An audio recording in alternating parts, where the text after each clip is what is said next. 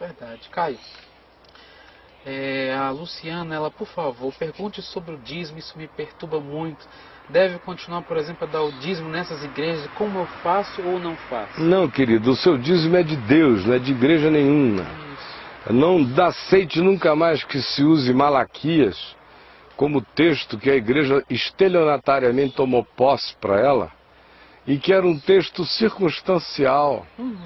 O dízimo sempre esteve estabelecido em Israel, para o sustento da ordem levítica, da manutenção do templo, para a distribuição aos pobres, não só o dízimo como dinheiro, que era naquele tempo o que menos se dava, porque não havia moeda em circulação.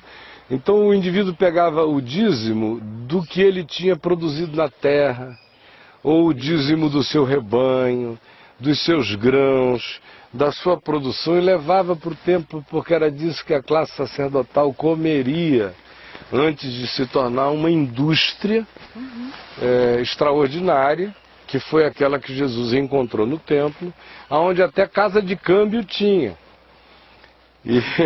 Porque tinha um negócio inteiro rolando no templo. Tinha o pessoal que vendia as ovelhas 10 vezes mais cara, porque o pobrezinho do pobre, às vezes não conseguia carregar a ovelhinha dele lá do norte de Israel, a pé numa caravana para sacrificar no templo. Verdade. Então chegou um momento que foi ficando mais prático comprar no templo a ovelha. Agora aquela passagem, Caio, lá, se eu não me engano, está em Deuteronômio, onde diz que se fosse muito distante, ele deveria pegar aquela quantia, aquele valor, aí sim transformava aquilo em moeda e faria uma festa. Então esse tipo de passagem bíblica, a gente nunca escuta hoje. Não, o que aconteceu foi o seguinte: os evangélicos fizeram de cada igreja local, essa que tem porta, placa escrita, primeira não sei de quê, fizeram disso réplicas do templo de Israel, dos dias de Salomão.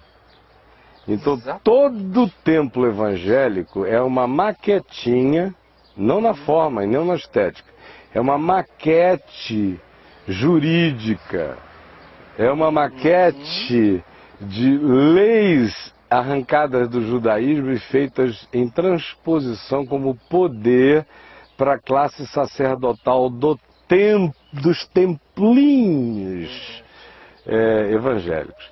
E ungiram aquelas edificações, aquelas construções, aqueles prédios, como sendo o templo-estado que tinha se tornado o templo de Israel, especialmente depois da volta do cativeiro em Babilônia. Porque antes do cativeiro em Babilônia, enquanto o templo estava erguido, o templo de Jerusalém não era a Receita Federal. Não era ainda o lugar, o cofre de convergência das riquezas. Era só o que era devido ao ofício do templo que para lá ia. Foi depois do cativeiro em Babilônia, com a cidade toda destruída, a primeira medida foi tentar reparar os muros. A segunda, vamos tentar construir, não era nem um templo, era quase uma capela. Tanto é que quem tinha visto o primeiro chorou diante da visão do segundo. E aquele templo ali, numa desorganização total, porque não havia mais rei, não havia mais um Estado estabelecido. A única ordem prevalente era a da sinagoga, que tinha sido desenvolvida durante o período do cativeiro em Babilônia. Antes disso não havia sinagoga em Israel. Ela foi um substitutivo para ensinarem a Torá na terra estranha, onde não havia templo, nem lugar de culto, nem lugar de sacrifício. Aí eles voltaram e a sinagoga voltou com eles. E o templo ganhou agora esse papel, em função das circunstâncias desorganizadas, de um centro de convergência, virou um templo-estado. Levar o dinheiro para a casa do tesouro, conforme Malaquias diz, tem esse contexto. Só que, no Novo Testamento, tudo isso acabou. No Novo Testamento, ninguém deve mais dinheiro a nenhum templo nem a algum lugar. No Novo Testamento, dinheiro, que é chamado de Deus, de Mamon, é algo que o crente coloca sob o senhorio de Cristo, porque aquilo ali é uma potestade que precisa ser pisada e colocada no seu lugar de submissão. E o lugar de submissão dela é o lugar de serviço à solidariedade, à generosidade, ao amor, à ajuda, à ternura fraterna, ao socorro aos necessitados. Então, nenhuma igreja que diga, nenhum templo que diga, se você não puser o dinheiro nesse gasofilácio, você está em pecado, está falando da parte de Deus. Não. Isso aí é mentira, é manipulação diabólica, e eu digo na cara de qualquer um. Reúno a pastorada evangélica toda, eles não têm peito de me encarar. Ponham no Maracanã, um a um, se quiserem vir ao microfone. Eu vou chamar de mentirosos. Eles não aguentam argumento histórico, cultural, não aguentam nada, é só mentira, para o povo crer. Então, no Novo Testamento, a gente continua dando, e dando até mais. Muito mais. Dízimo é bobagem, dízimo é lei, é aquele 10%zinho do mesquinho. É igual a lei do divórcio, foi dada por causa da dureza do nosso coração. Porque do contrário, era para o cara pegar o que ele precisa para comer, beber, vestir, cuidar da sua casa, e o resto do produto facilitar a vida humana. É assim que devia ser. Esse é o espírito do Evangelho. Então no Evangelho, doação é livre. Assim como a do samaritano foi livre para quem estava caído. A gente, obviamente, usa de bom senso.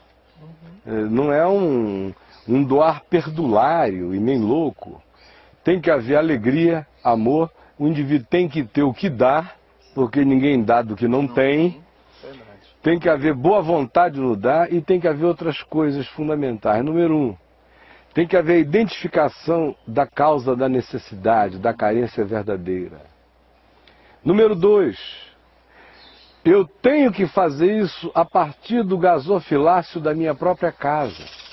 Porque se alguém não cuida dos seus, especialmente dos da sua própria casa, é pior do que o incrédulo, ele tem negado a fé.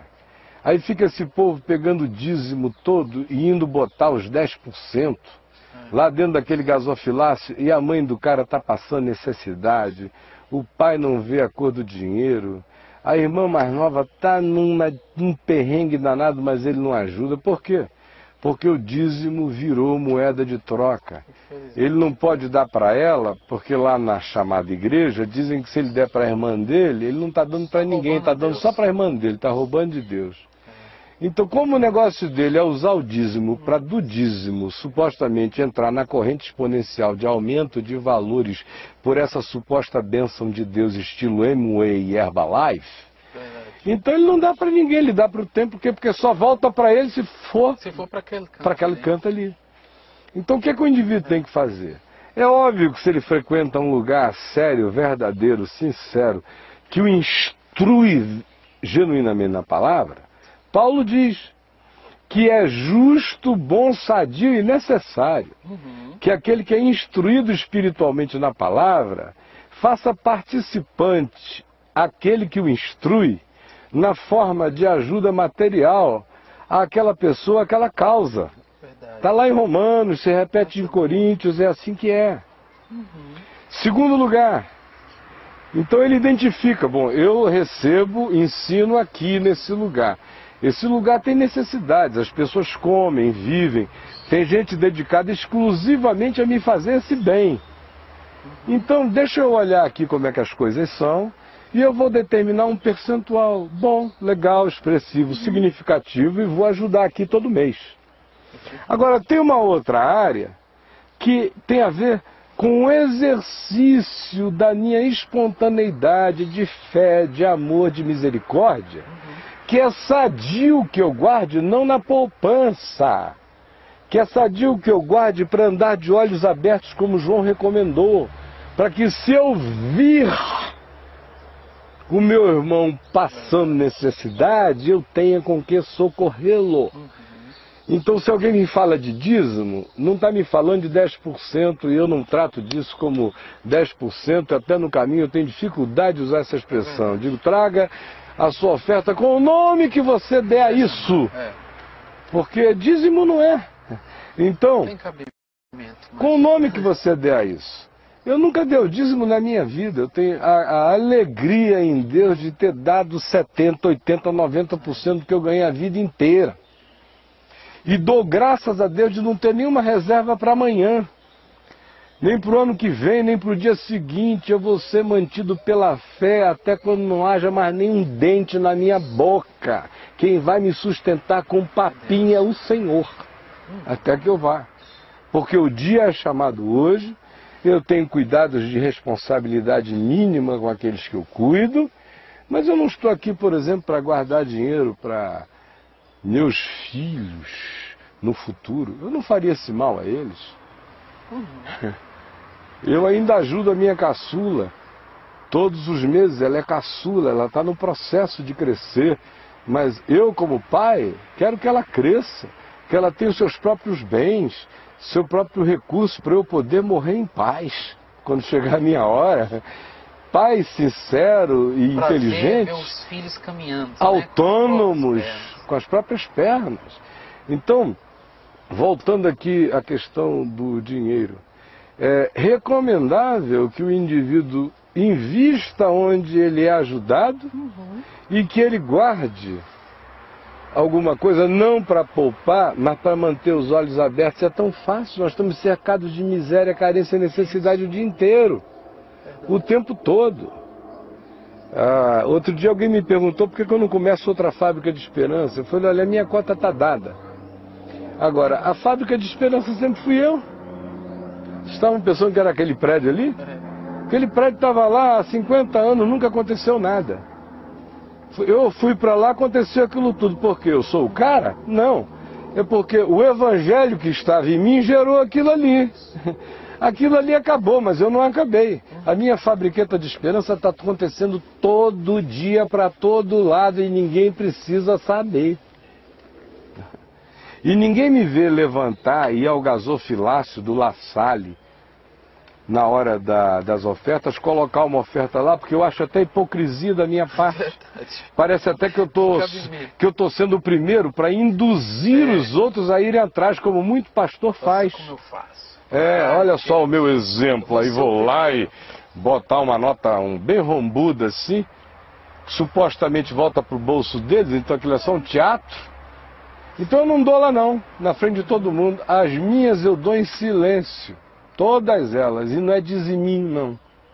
É infinitamente mais do que isso e ninguém precisa saber quanto é e nem ver.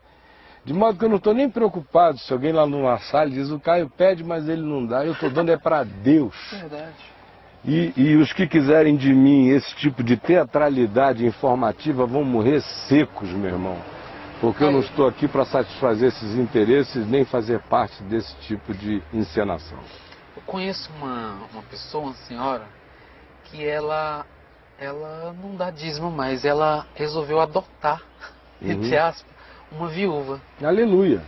E aí do salário dela, ela se compromete espontaneamente a fazer ajudas e comprar, às vezes, coisas que faltam na casa dela. E assim por diante. Eu vejo isso muito mais poderoso, infinitamente. Extremamente mais agradável ao Senhor. E aquele que dá ao pobre empresta a Deus. É o que diz a sabedoria da Bíblia. E ninguém deve dar ao pobre para estar emprestando a Deus, mas é Deus mesmo Senão virou que diz. Outro negócio. É Deus mesmo que diz. Então, pelo amor de Deus, meu irmão, é como lançar o pão sobre as águas, depois de muitos dias tu acharás.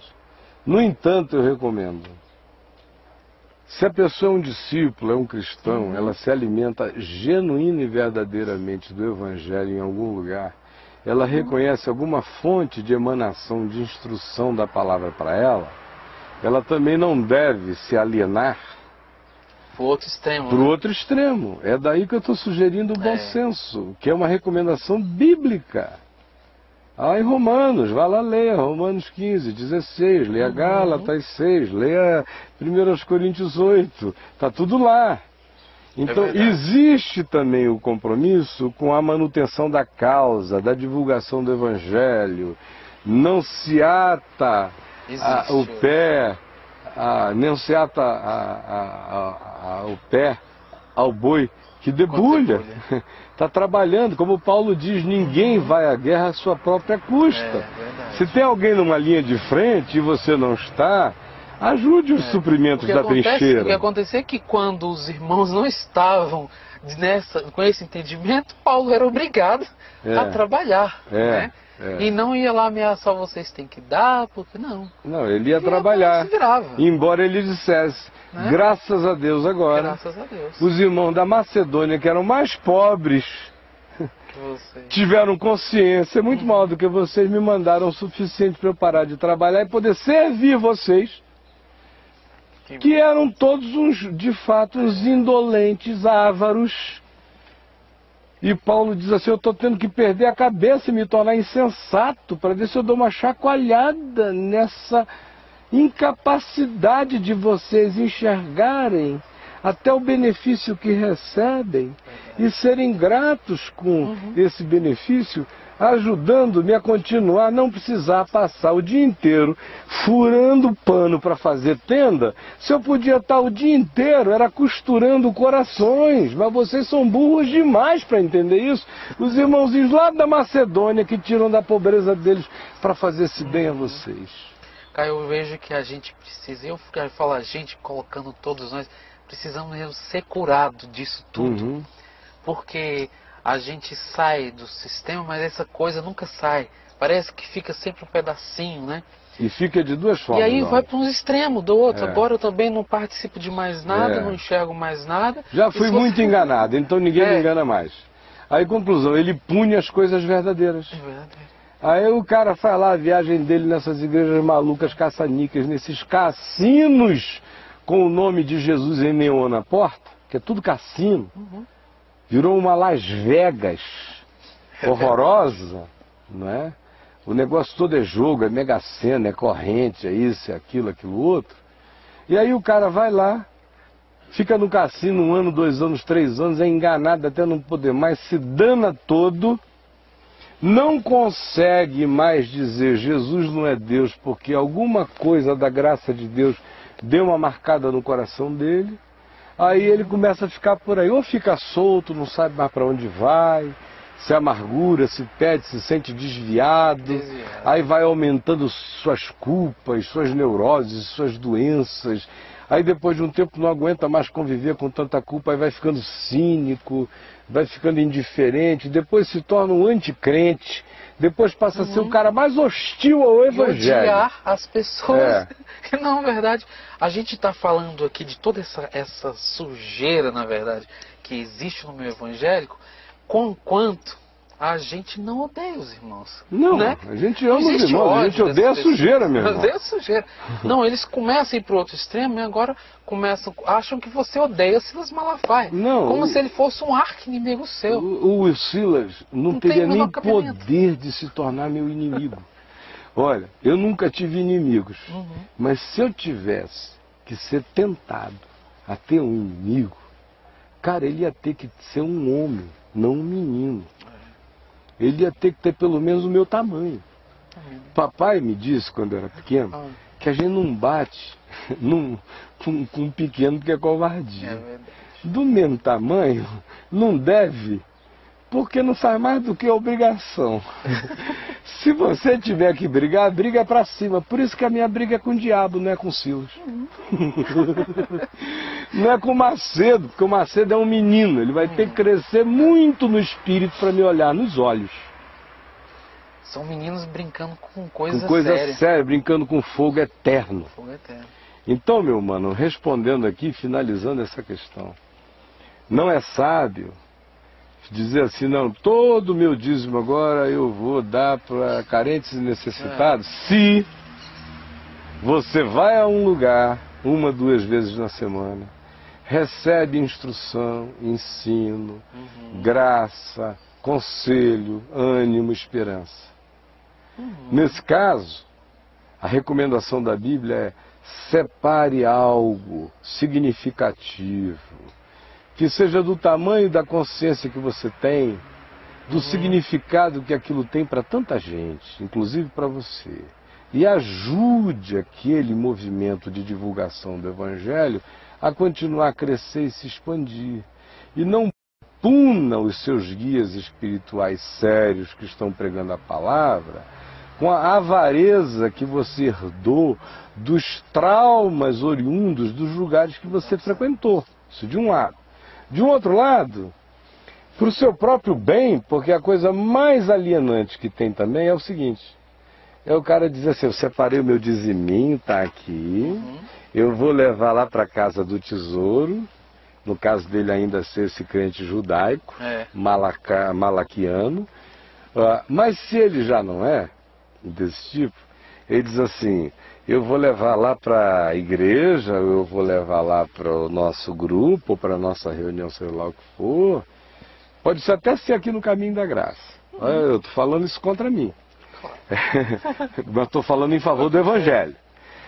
Aí eu vou levar lá para o Caminho da Graça o meu dízimo, porque eu confio tanto no Caio. Então tudo que eu ganho eu separo o dízimo e eu boto lá.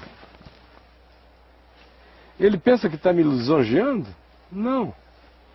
Eu gostaria, quero que ele seja homem o suficiente, lúcido o suficiente, crente o suficiente, para que ele saiba que ele não tem dívida nenhuma lá, ele só tem o privilégio da gratidão adulta, de virar um varão de Deus mesmo, e chegar e separar uma coisa significativa pensando no seu bem, no bem dos outros e dos outros que ainda não foram alcançados e poderão ser com aquele recurso que vai se transformar em divulgação do Evangelho. Mas de um outro lado, eu espero que ele não ponha os 100% dos 10% ou dos 20% ou dos 90% que ele queira dar lá não. Eu peço a ele que não faça isso para o bem dele. Peço a ele que guarde uma parte, sabe por quê? Porque é alienante, meu irmão, pegar tudo, botar lá e dizer, o Caio está fazendo bem por mim. O caminho da graça está fazendo bem aos pobres. E eu, enquanto isso, não olho para pobre, nem para mendigo, nem para criança abandonada. Ou seja, o cara pagou o pedágio por uma alienação mensal. E comigo eu não aceito isso, eu prefiro o caminho da graça tendo menos do que ele podia dar, mas ter esse cara sendo forçado a te meter a mão no bolso, desgraçado de avarento, e exercer misericórdia. Misericórdia, viu a empregada? Ela ganha um saláriozinho, mas nesse mês ela soube que o filho dela está doente. Pelo amor de Deus, meu irmão. O caminho da graça não vai sofrer falta se você socorrer essa doença dessa criança. Ao invés de deixar a bichinha ali com a merreca do salário, o filhinho doente, e pegar esse dinheiro e dizer é corban, é para Deus. E ir lá colocar no caminho da graça para pagar um pedágio de alienação de consciência o mês inteiro. Então eu não quero. Eu não quero. É por isso que nesse sentido eu escrevi um texto domingo no site dizendo eu odeio o mundo. Porque tudo isso que a gente está falando aqui é mundo, meu irmão, do pior. E o meu ódio ao mundo é desse nível.